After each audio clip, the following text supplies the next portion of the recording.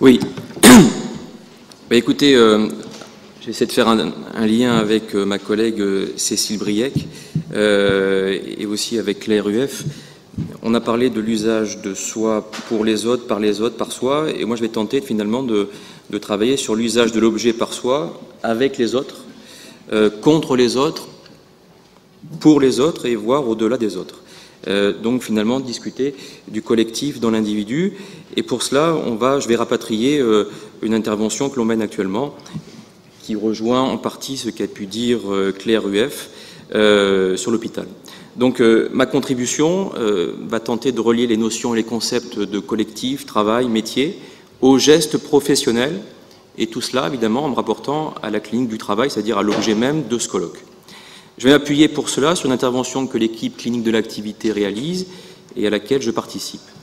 Actuellement, j'interviens avec deux autres collègues dans un service de neurochirurgie au sein d'un CHU de province.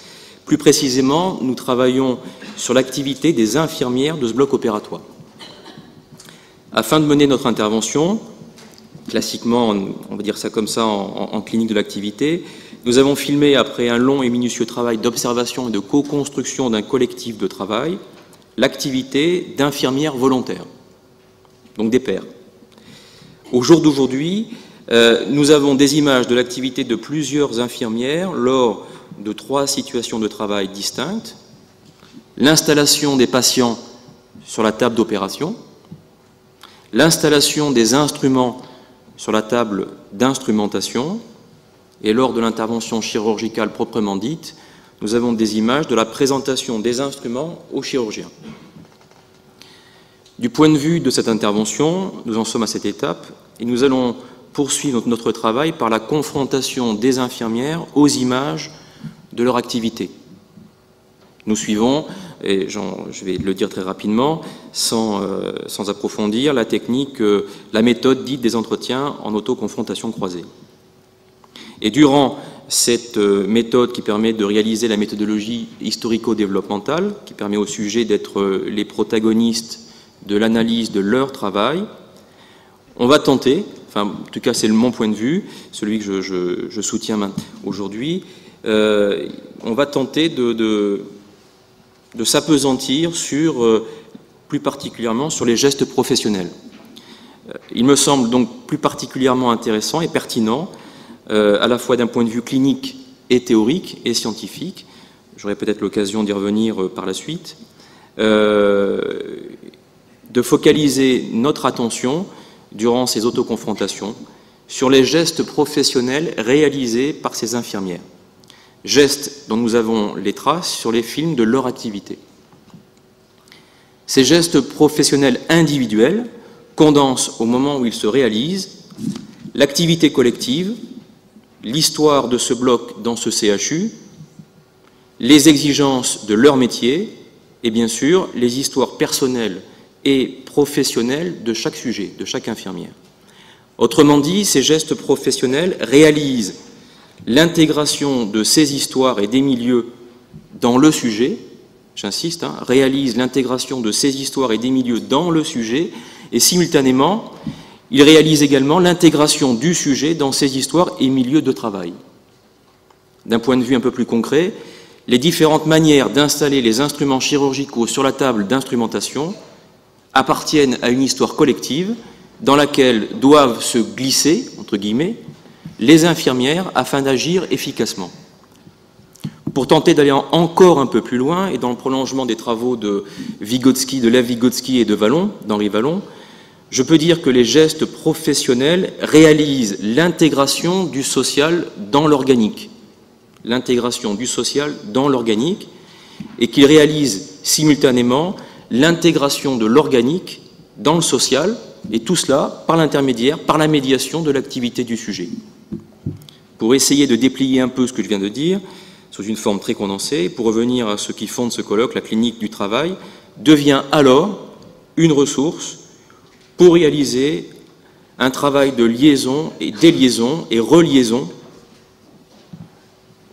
du rapport entre ce qu'on appelle les automatismes, c'est-à-dire qui sont les moyens organiques de régulation des gestes professionnels, et le milieu social professionnel également moyen de régulation de ces gestes. Ainsi conçus, les gestes professionnels sont donc réglés et régulés de l'intérieur par les automatismes, et ces gestes professionnels sont donc réglés aussi donc de l'extérieur par ce que nous appelons en clinique de l'activité le genre professionnel. Par les confrontations que le cadre clinique permet, les professionnels s'expliquent alors avec les dimensions personnelles et collectives des gestes, et ils peuvent alors retrouver et décomposer à nouveau frais ce qui borde et déborde leur activité. Je voudrais, pour continuer, pour poursuivre afin d'avancer, insister sur ce travail de liaison, déliaison et reliaison que nous provoquons, que le cadre clinique provoque. D'un point de vue clinique, le cadre méthodologique permet d'ouvrir, si je peux m'exprimer ainsi, la subjectivité à autrui, et par une sorte de choc en retour, pour reprendre le vocabulaire wallonien, d'ouvrir simultanément l'organique au milieu professionnel. Pour nous, il s'agit de proposer un cadre afin que les professionnels se confrontent aux éventuelles pétrifications psychiques individuelles et collectives. Ici encore, la clinique que nous mettons en œuvre tente de faire éprouver aux professionnels les possibilités d'action qu'ils peuvent reconquérir sur leur milieu de travail par la médiation de leur corps et les possibilités de réélaboration de leur corps et gestes professionnels par la médiation de leur milieu de travail. En résumé,